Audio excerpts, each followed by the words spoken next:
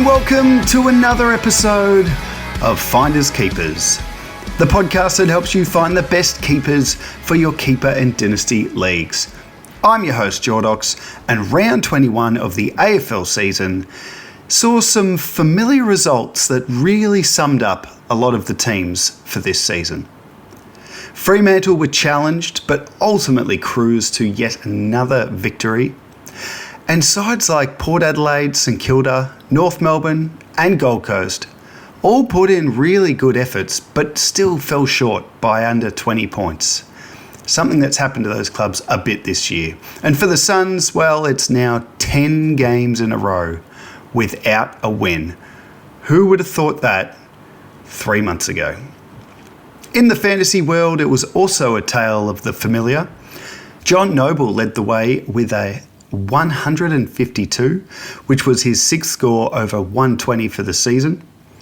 Guys like Max Gawn, Lachie Whitfield, Harry Sheezel all went over 120, and Sheezel's score of 124 takes his season average to 119, matching Nick Dacos. With 3 rounds to go, who will finish the season as the number one fantasy player? Many leagues concluded their home and away series in round 21, meaning fantasy finals have arrived. Hopefully you've qualified for the fun of August and you're eyeing off a shot at the flag.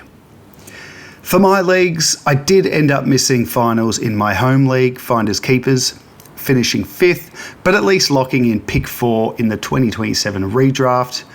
And I'm pretty confident with a lot of my injured guys back and a bit more development in my younger guys, I'll be right up there and challenging next year. In my other leagues, I thought I'd quickly just run through them. In Coaches Keepers, that's a league I started a few years ago with some Patreons from the coaches panel. I finished 6th and I will be playing finals for the first time in that comp, which is great because they all like to remind me that I'm yet to play finals. In the backup league created by friend of the show, Fry from Sports by Fry, this is the first year we had this league and I finished 3rd despite an average second half of the year. So I go into finals there. And in the Dynasty League I created this year, the first season, I snuck into 5th and I'll be playing in the league's inaugural finals series. For the single season drafts I'm in, I finished 2nd in the long-standing league with my mates, and in DT Shiva, I just never got going this year with injuries hurting early. I fought until the very end, but I finished 8th, and that's me done. I definitely recommend DT Shiva for anyone yet to check it out next year. It's super competitive and it's lots of fun. All right, enough about me and all the leagues I play in. Let's get into the episode, starting with a look back at my waiver picks from a couple of weeks ago. And apologies for the no episode last week. I did try, but man, life is just so busy at the minute, and finding time to, research, record, edit this pod is getting trickier. But I'm here, I'm back, and I'm going to try and get one out every week till the season's done. So I thought I'd still look back at the names I suggested a couple of weeks ago, because it'd be good to see how they've tracked over a 2-week period instead of just the one. Then I'll roll out some names I think can help you in your final series coming up. I'll take a good look at the things I noticed across round 21, and then I'll finish with a couple of questions from you, the listener. So, a couple of weeks ago, some of the names I put up as suggestions for your waiver pickups. First one was Jai Clark. At the time, 2 weeks ago, he was owned in 31% of all Keeper and Dynasty leagues across the Keeper fantasy platform. He just scored 98 playing in a new role half-back, and this caught my attention. I was very keen. In the 2 weeks since, his ownership has gone up to 62%, and he scored 68 and 82 in those 2 games, keeping that half-back role and looking pretty good. Next guy was Bailey Scott from North Melbourne. At the time, 2 weeks ago, he was owned in 21% of leagues. He just played his first game back for the season, scoring 82 on the wing. Still only 26. I was pretty optimistic about his chances. And then the next week, he scored 14 from 72% time on ground and was probably lucky not to be dropped. He scored 53 this week, and I think he's headed back to the VFL. And his ownership is at 24%. So I reckon it probably went up that first week and then people dropped him again, which I would have myself. Next guy was Luke Nankervis. He was owned in 36% of leagues at the time. He'd scored a 73, and I think what got me excited about him was the fact that I don't think he's a fringe player anymore. He's locked his spot in that side. And then the next week, he backed it up with a 93 in the loss to Collingwood. And then just the 57 on the weekend, but still I think he's looking good. And his ownership's up to 52%. The last guy was Braden Campbell. He was owned in 27% of leagues, had just played his first game of the year and looked pretty good. I talked about him needing the right role. He's playing half forward at the minute, so his scores have been similar. He had 67 first game, 56, and then 68. He's now owned in 36% of leagues. He's obviously not scoring that well, but there's something about him, and I think he's worth just keeping an eye on if that role changes in the new year. So for this week, I've got a few names and a bit of a mix, a couple of older guys and some younger guys. So this is a really interesting time of year for the waivers because, well, as of this week, half of your league is trying to win a flag and the other half are thinking about next year. So you're going to see a bit of a difference in what sort of names get picked. But I really like the look of Steve Cornelio at the minute. He's owned in 61% of leagues. He's got that forward status. He's been he's been fairly crap this year, let's be honest, scoring-wise. But he's scored 85 in his last three, averaged 85 in his last three, and I just think he'd be super handy in finals. I'd be surprised if he was left available in many leagues after this week. The next guy is Lockie Bramble for the Bulldogs, owned in 43% of leagues. He had an interesting opportunity 3 weeks ago when Bailey Dale went out of the side, and he's been taking the kick-ins ever since. The first game he was terrible, but in the 2 weeks since he's gone 104 and now 85. And he's got defender forward status, so a very nice bit of flexibility there.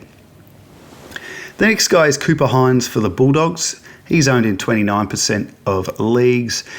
Nothing about his scoring has really stood out, but I've really been impressed watching him in recent times. There's something building there, and it was good to see him put up a really good score on the weekend with 83 thanks to 2 goals against the Dockers.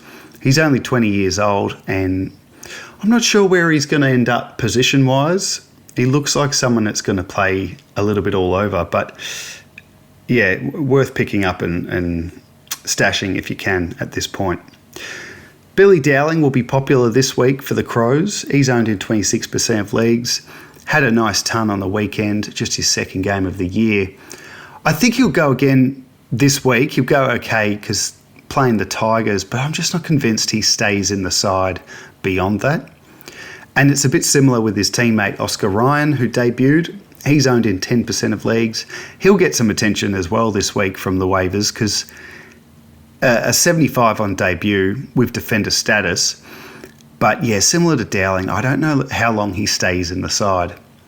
And the last one is Will Lorenz for Port Adelaide. He just stood out to me because he took some kick-ins in just his second game of the year, scored 77 and is owned in 10% of leagues as well.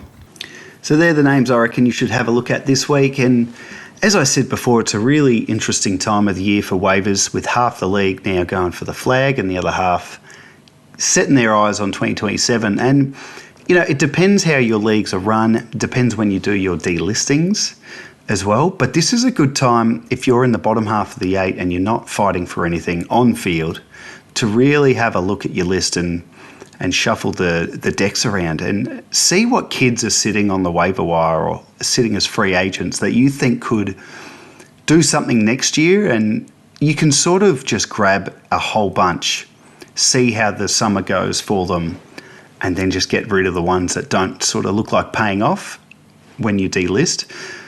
But in some leagues, and a couple of leagues I'm in, we delist in October. So that's a bit of a harder strategy to play. In any case, it is a really important time of the year, so don't switch off just because you're not in finals. Still watch the games, still stay in touch with it all, and try and look for who's going to break out next year and get them before the redraft next year, when there's a whole summer of hype about a player and everyone's going to try and get him. You've got a chance to nab him now.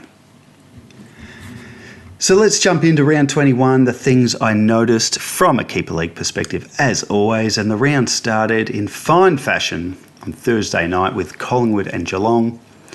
And Geelong looked really powerful in this game. Collingwood did well to stick around, and at times I actually thought maybe they're going to do what they did to the Crows and wrestle the game back. But Geelong were too clinical, too good in front of goal, and they're building nicely.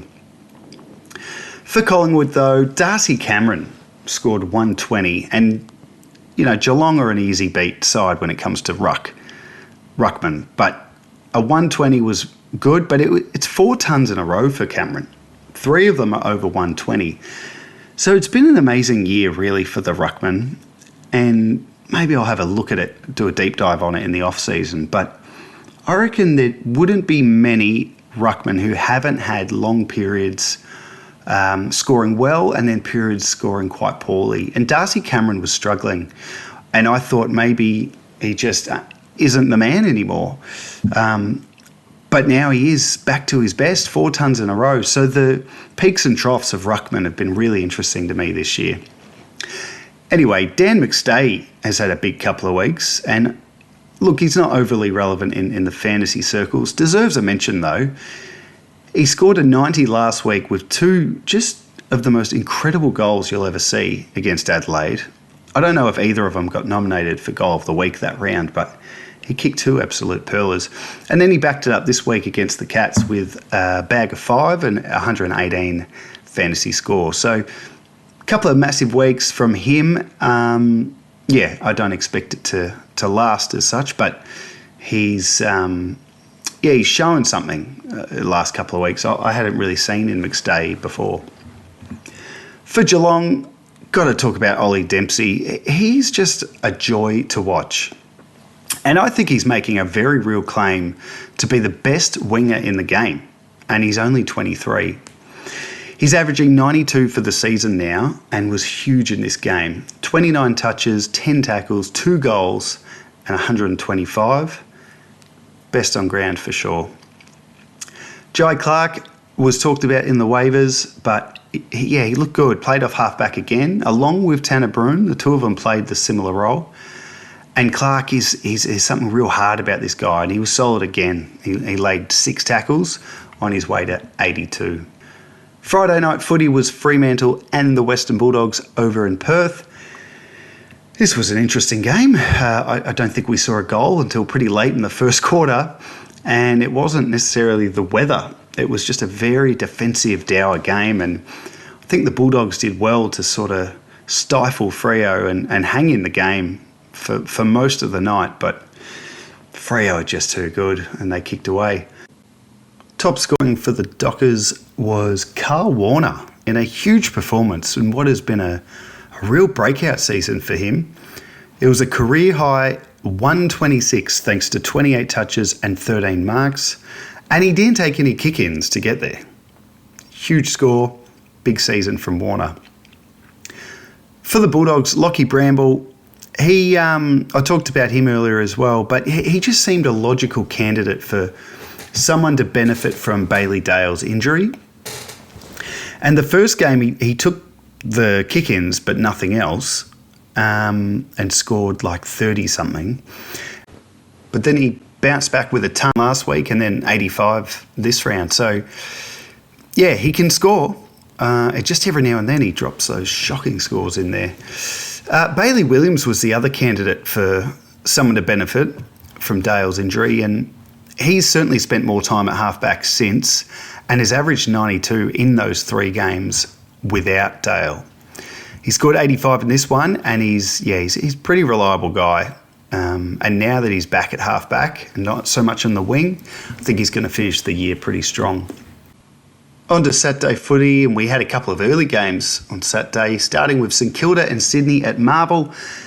And St Kilda looked good for a lot of this game. I thought there was going to be an upset, but Sydney did what they had to and got the chocolates. For the Saints, Brad Hill, I've kind of not talked about him as much and certainly haven't given him the love he deserves. But he's on track for a career high average at age 33. It's pretty unheard of. Scored 105 in this game. 5 of his last 6 games have been tons, and 3 of them have been over 130. He is loving life at halfback. Mateus Filippo had a really disappointing score, 49. His role was the same. He played midfield, but was just one of just 4 Saints not to lay a tackle for the whole game. So a full game in midfield without laying a tackle, it's pretty poor, but he's had a good few weeks, Filippo, so I hope St Kilda continue with him. And if you're an owner, just don't stress. He's going to drop these poor games from time to time. As long as he's in the midfield, he's going to go well. And speaking of midfield, for the Swans, Jai Sarong has had an amazing first year in the red and white, playing on a wing.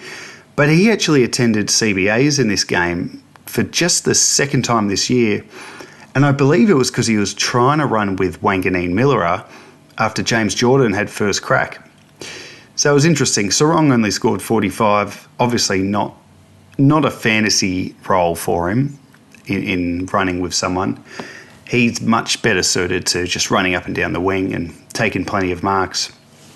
Callum Mills also went into the midfield, likely to help cover the James Rowbottom injury, which was very early in the game. Now, Mills didn't find a heap of the footy, but he laid 5 tackles, scored 65. And he's had an interesting season because he's started to get going in the last, well, certainly second half of the year, putting up some nice low tons at halfback. But I've been wanting to see him in the middle more, and this week he got that chance, just didn't really take it. The other early game on Saturday was Hawthorn and North Melbourne, and yeah, as was a common theme this round, the underdogs sort of looked like causing an upset, but just fell short, and it was the same in this game with Hawthorn all but clinching a top 4 spot, I believe, which is a great effort from them. Jarman Impey's having a very similar year to Brad Hill. He's on track for a career high average himself, and he's 31, and he's just loving life at halfback as well. So very similar.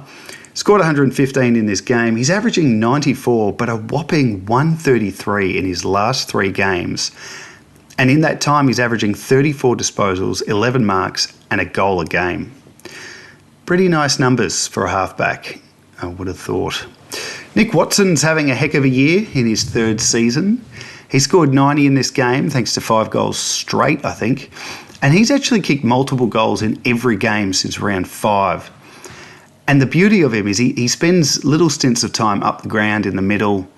And yeah, look, his average isn't going to be anything too exciting, but he's someone I think can turn into a very handy player to have, and is exciting to watch at the very least. For North Melbourne, Luke Parker was put in the midfield for the first time properly this season after establishing himself at halfback, and he scored 102. And I was trying to work out whether this would happen again next week, or does he go back to halfback?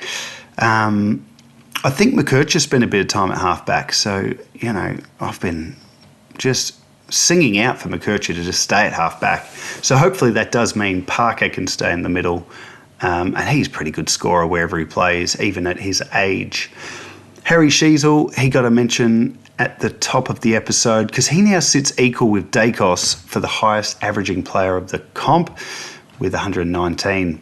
He scored 124 in this game. He's now tonned in his last 8 games at an average of 133, only dipping under 120 twice in that time. Pretty extraordinary numbers from Sheasel. The first Saturday night game was Port Adelaide and GWS, and looks like Port had a good go at things, but Giants just held them off and got a really important win for them. For Port Adelaide, They've been a real interesting watch in recent weeks with the injuries to Butters. They've obviously been missing Rosie. Horne-Francis missed one with a suspension, I think. So just the Port midfield mix has been really interesting to me. And Jace Burgoyne has continued his little run in the midfield a little bit more than the previous weeks. Now, he only had 17 touches, but he did lay 11 tackles, which got him to a 104. And Miles Bergman's the other one who's been playing midfield for the last few weeks, and he scored 110. So some midfield opportunities for players like Burgoyne and Bergman that is clearly helping their scoring. For the Giants, Steve Coniglio, talked about him earlier. He's just in a really good patch at the minute, playing half forward and averaging 85 in his last 3. Scored 99 in this game. I think he kicked a few goals. The thing I like about having a Coniglio at this point of the year, because he's scoring okay now, there's always the chance that they put him in the middle if they need it. I mean, the Giants have shown they're not scared to move things around. You know, Callahan's obviously out now. I just wouldn't be surprised if we saw Cogs in the middle at times, and I think that's going to help him. Kieran Briggs was back this week, and geez, Briggs owners are going to be so frustrated. He was starting to look really good. He was in good form before he missed a couple of games with a leg infection.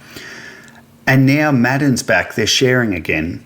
And I don't know if it was just because of the fact that Briggs had missed a couple of weeks, but Madden was the main man, and Briggs had pretty low time on ground, spent some time forward and just scored a 49. Very disappointing. The other Saturday night game was, this was a fantastic game to watch. Carlton and Brisbane. Fantastic because it was so high scoring. First quarter, I think, was 6 goals to 5 maybe, and it just kept going. Carlton got out to the lead, and then they just put the Lions to the sword in the second half and notched up a huge victory, which was very handy for Adelaide because it meant the Crows could jump into fourth. So thanks, Carlton. Actually, I was watching, I think, First Crack. Really enjoyed watching that, actually. It's a great show on Fox. But, yeah, they were sort of getting into Brisbane needing to change things up a lot, and I just thought it was an overreaction. I mean, they got towed up in this game, of course, but their form before this week was pretty good. I think they're in a pretty good spot still. Anyway, fantasy-wise, Carlton, they've done this a lot in the past, and I noticed it again. They just ran a very tight CBA mix. So Cripps, Hewitt, Jagger Smith and Walsh, the main guys. In fact, Ainsworth was the only non-ruck Carlton player to attend one, and he was only at 1. So pretty much the whole thing was just a combo of Cripps, Hewitt, Smith and Walsh. Some names, Harry Mackay. Felt like this was the first time in a while Mackay really dominated a game. Like, he really dominated. Kicked 3, took 10 marks, and yeah, Brisbane's backline had no answer for him. Brodie Kemp looked unreal too. He kicked 5 goals. I think he scored 88, and he's someone, he just pops up every now and then with a really good game, and he looks $1 million. I reckon if he gets a bit more consistency, we can start looking at him maybe for our sides next year. Cooper Lord put up a good score. Great to see that from him, but he did it from the wing. Still no time in the middle on the ball, and yeah, I'm just still waiting to see if he gets a look in there.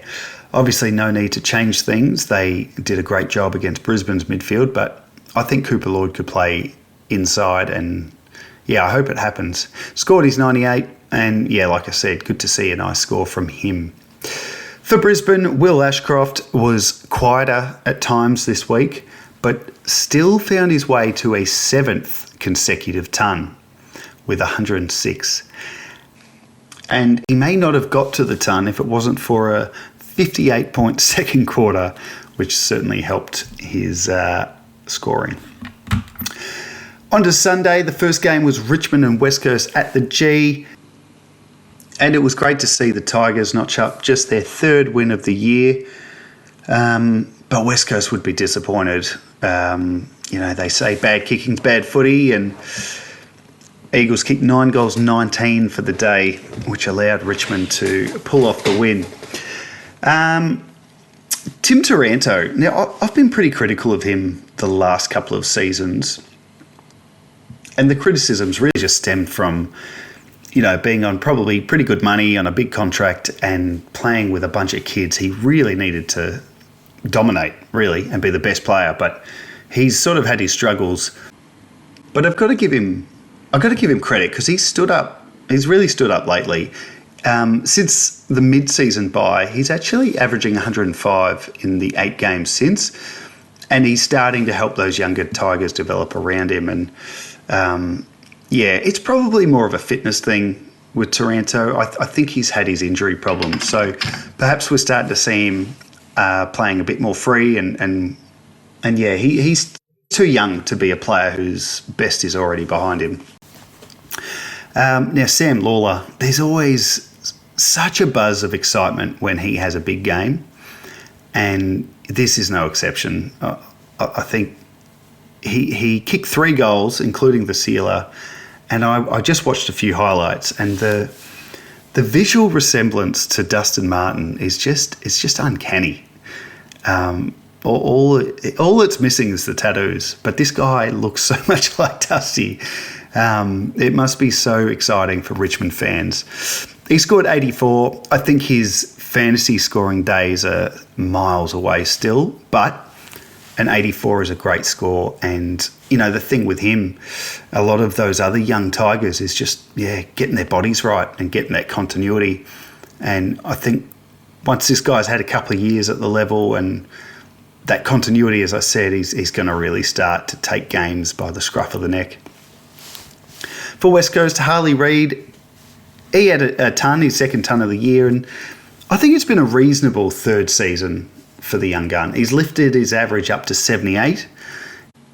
He just still strikes me as being a very slow burn fantasy-wise, and it's probably going to be a few years yet till he's really putting up those consistent good scores. Now, Elliot Yeo, man, I just benched this guy in one of my draft leagues, and then he scores a ton, 108 on the weekend.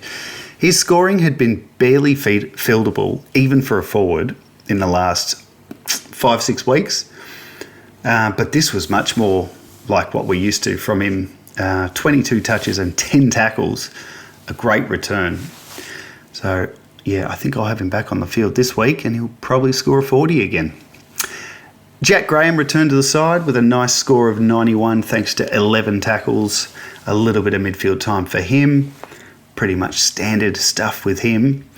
And Marcus Herbert, back-to-back tons for a first-year player. Very impressive, 104 in this one. And he's actually had 70 touches of the footy in his last 2 games. Pretty crazy. In fact, this mid-season draft of 2026, I have to say, I reckon is the most fruitful we've ever seen from a fantasy point of view. So I reckon I'll have a look at it during the week and maybe put something on X or just talk about it on the pod next week. But I had a quick look earlier. Out of the 19 players that were drafted in the mid-season draft, I think 12 have already debuted. And I want to look a little bit deeper because there's some names on there who are just scoring so well. You think about last year's mid-season draft and McCarthy for West Coast, he came in and scored brilliantly. I don't know if there were too many else, but in this crop, there's a heap of them. Anyway, I'll come back to that. Gold Coast and Melbourne was the next game on Sunday. And Gold Coast, it's just the same old story. I reckon 4 of their last 5 losses would be around the 2 to 3 goal margin. The Crows smashed them, but every other time they're close, but they just fall short. And it happened again. Melbourne getting the win over in Queensland. For the Suns, Christian Petrarca put up a 50, and that was his lowest score since mid-2022. He attended just 14% of the CBAs, and I mean, I just have to ask the question, what is going on? What is going on with Petrarca? I don't understand it. for me, and obviously I don't know if he's carrying an injury. I don't know anything. But for me, Gold Coast, big game, trying to get a win against the D's, who have a good midfield. Put Petrarca in the middle. Why is he playing forward? It's so strange. Anyway, another forward for Gold Coast, much more positive. Jed Walter. I think we've all been pretty impressed by the size of this guy since he debuted, and have kind of thought he could almost be anything. It's been a few years now, and we haven't seen a heap of it, but we got a great glimpse of what he could be in the first half of this game. He was a real force, dominated, and was on 78 at half-time. But then it stopped, and in the second half, he registered -1. So he actually finished on 77. So obviously he needs to find some consistency in his game, but that first half showed what he can be, and maybe it's just another couple of pre-seasons, not years in the gym. He doesn't need any more gym time, but that fitness base for him to start to dominate. For the D's, they were really similar to Carlton in that they only used 6 players at the CBAs, 2 rucks. So they only used 4 midfielders for the whole game at the CBAs, and that was Steele, Pickett, Sparrow, and Fitzgerald. And I was going to talk about Steele. I won't. He had I don't know what on earth he was doing. I didn't watch this game. He scored 40, but he played on the ball. I'm not sure what's going on with him. But Joel Fitzgerald, another one of the guys from the mid-season draft, and that's his second ton, 106, continues to impress, and he got his first goals at the level 2. He kicked 2 goals playing as a midfielder. So him and Herbert and a bunch of others in the mid-season draft are killing it. Speaking of killing it, Tom Sparrow, what a season he's having. Another big score, 126, thanks to 12 tackles. And since becoming a permanent midfielder after round 1, he's averaging 98. What a season he's had. And I've got him in Finders Keepers, my home league, and because I missed finals, I was trying to get a trade done with one of the finalists for Sparrow to really cash in on his season, his scoring, and his forward status. And in the end, I didn't get a deal done, and I'm sort of just thinking, why am I in such a rush to get rid of this guy? He's 26. Yes, he'll be mid-only next year, but the way he's going, there's no reason he can't keep going and average 100 next year. So I'll be holding him, and we'll see how he goes. And then the final game of the round, Sunday twilight, was Essendon versus Adelaide at Marvel. And I was there cheering from the 3rd level, and I was a bit nervous in the lead up to the game and even the start of the game. Knowing where Essendon's at, I knew the Crows should be okay, but it just felt, I don't know, it's just been a funny season. The Bombers beat the Giants a few weeks ago. The Giants beat the Dockers. You just never know. But Bombers had a crack early, but Crows were too good and ended up cruising to a pretty comfy win, which was great. Now, for the Bombers, Mason Redmond started on the ball to sort of run with Jordan Dawson. Only did it in the first half, though. He scored 74, and I don't know, I felt like Dawson didn't dominate, but I don't feel like the tag was all that effective. So I wonder if they'll do that again. Jackson Artemis, this was his 3rd game, and again, a mid-season draftee, the number 1 pick. This was his 3rd game, and he's finally showing some fantasy chops. 20 touches and 7 marks, and an 84, which is a really nice return after his first couple of games were pretty low. Dyson Sharp is having a hot 3 weeks for a first-year player. He's gone 90, 102 and 91, playing on the ball and just getting it done with tackles. He's laid 19 tackles in those games in the last 3 weeks. He's an absolute ripper and scoring really nicely. For Adelaide, Riley Thilthorpe was used as the second ruck for the first time since round 16, but it was in the forward line where he dominated. Absolutely ruled the air, outmarking Zach Reid many times, took 10 marks, kicked 5 goals. for a nice score. Dan Curtin was used predominantly at CBAs for the first time this year, and this is something I know a lot of Crows fans have been screaming out for. And look, he was pretty good. He's just got such a big size to him. He's a great player to have in there, especially if it means Dawson can be used elsewhere. Now, he scored 78, and I thought he looked pretty good. But I'm really interested to see what happens now because, yes, he was in there, but Sam Berry and James Peatling both missed the game, and I'd expect them to be back, if not this week, the week after. So, yeah, it's going to be very interesting to see what the Crows do with their midfield mix. And, it's pretty high stakes. They've got a top 4 spot they're playing for in the next few weeks, and then they're in a final series where 12 months ago the midfield mix was just not good enough, and the Crows got absolutely shown up in that area. So a huge few weeks for the Crows and the midfielders, and interesting to see where Curtin settles in. Oscar Ryan made his debut, and he looked quite lively with a 75, kicked a lovely long raking goal, which got his teammates up and about. I think he keeps his spot at least for a few weeks with Rory Laird out of the side injured, and then Billy Dowling with his 107. It was a much better performance than the only other game we've seen him play this year, which was against West Coast about 5 or 6 weeks ago, and he really struggled in that, looked a bit lost. Much better in this game. He just looked like he had a ball. He was strolling up and down the wings, doing as he liked, and he ended up kicking 3 goals, which is a pretty tidy return. And they're the things I noticed in round 21. So let's jump into a couple of listener questions now before we wrap up the podcast. And just a reminder, if you are enjoying Finders Keepers in its 2nd season, make sure you've liked and subscribed wherever you're listening, and please leave a 5-star review. Really helps the podcast reach new ears, which is what I really want, particularly leading into the new season next year. You can find me on X at FindKeepAFL. Follow the page and stay up to date with everything on the podcast, and use that as a way to reach out. Send me a question.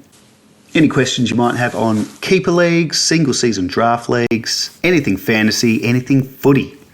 And of course, my favourite, when you send in trades for me to review. So make sure you're sending them in on X at FindKeepAFL. And we've got a couple this week to finish off the episode. And the first one's a really good question. It's a 2-parter and is a bit to go through. So, at the Carlton Blues on X has written in. Now, apologies, mate, because I know you wrote this for the week before, which is obviously an episode I never made, but better late than never, hey? Hey, Jordo, question for the pod. Riley Hardiman, what do you see his trade value as? Can't seem to get a look in at North and has some junior scoring pedigree, captain of his state. Scenario is a dynasty league, 18-team comp, 32 max players, 38 max squad, 4614 utility is the setup. Would like to try and get him out of a bottom 3 finishing team. All the best. P.S. Any really deep keeper players you would target, maybe stuck in the state leagues, that if they got a fresh start at a new club would be worth having a look at. So great questions. I'll start with Hardiman and talk a little bit about what I think about him and then what his trade value is. I think the good thing about it at the minute is Hardiman's not even in the side. So he's been dropped and he's been in and out. I think he's only played 4 games this year. The thing that works against Hardiman is North Melbourne seem to have 8,000 players that can play at halfback. Luke Parker's gone down there this year. McKercher should be playing there. You've got Josh Gota, he's just come back. You've got Zach Fisher floating around in the VFL. Caleb Daniel and even Aidan Corr can play there. Even Cooper Harvey, who was dropped last week, but he just had a nice 4 or 5 weeks playing half-back and he looked all right as well.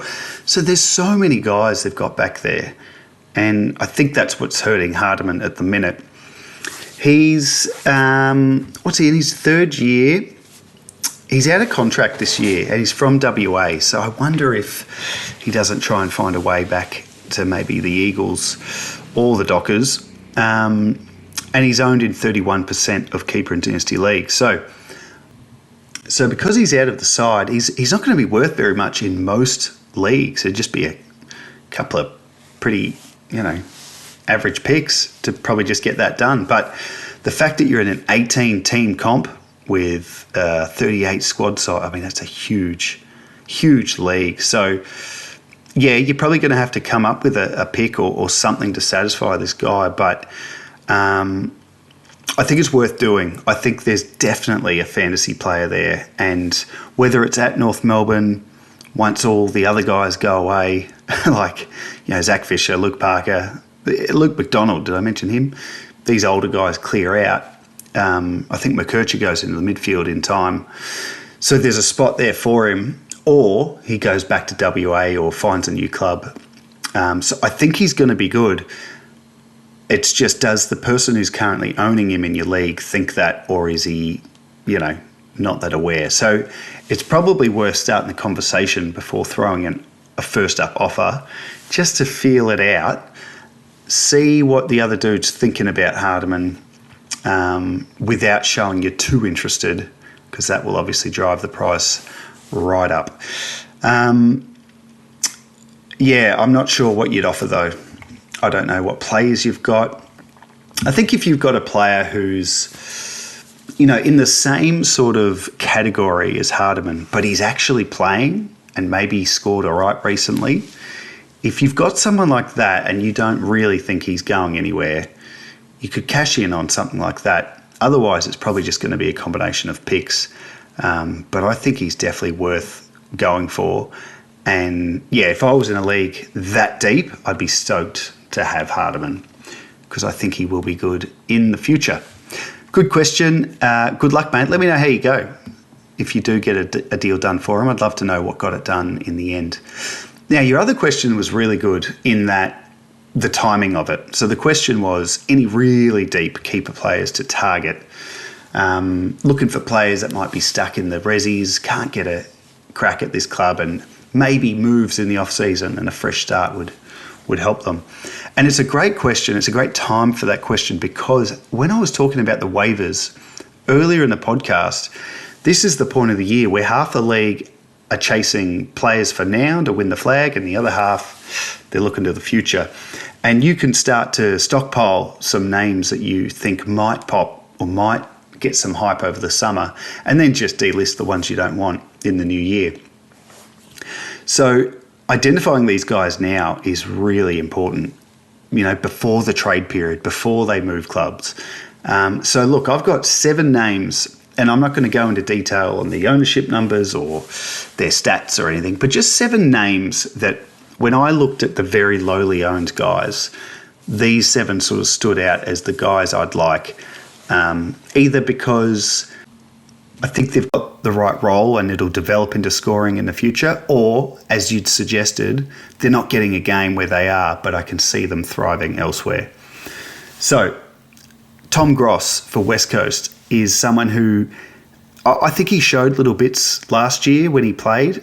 Certainly showed he can score, because he was one of those guys who had terrible scores, but if you looked at time on ground, you would see that he's actually pretty good points per minute.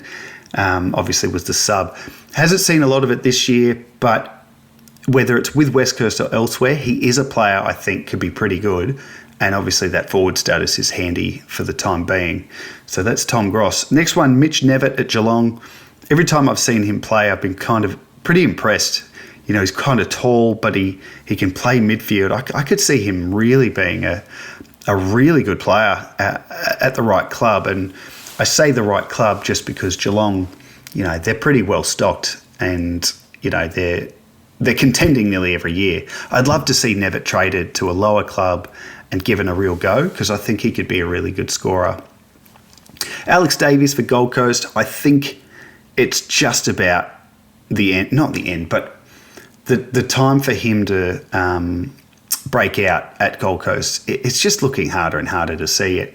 Every year they bring in someone else, obviously Petrarca, the big one, but even with their academy players that they bring in every year, there's just these guys, they're coming in and they're going past him. And I think Davies is a good player. I think he's a really good fantasy prospect.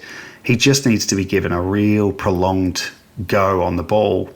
And I could see him getting a trade, going elsewhere and being very handy.